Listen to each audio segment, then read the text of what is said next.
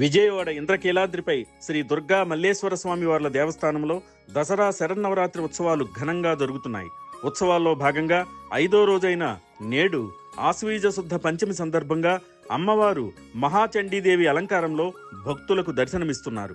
మహాచండీ అమ్మవారిని పూజించిన వారికి దైహిక మానసిక శక్తి కీర్తి ప్రతిష్టలు కలుగుతాయని నమ్ముతారు.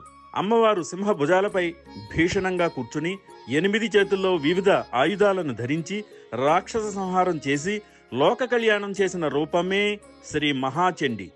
దేవతల కార్యసిద్ధి, దుష్ట శిక్షణ, శిష్ట రక్షణకు మహాలక్ష్మి, మహాకాళి, మహాసరస్వతి త్రిశక్తి స్వరూపిణిగా శ్రీ మహాచండీ అమ్మవారు ఉద్భవించారు.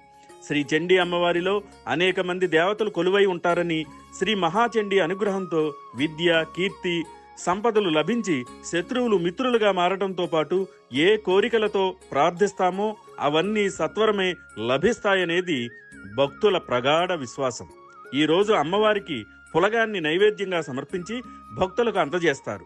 ఉత్సవాల సందర్భంగా అమ్మవారి దర్శనానికి భారీగా సుదూర ప్రాంతాల నుంచి భక్తులు తరలి వస్తున్నారు.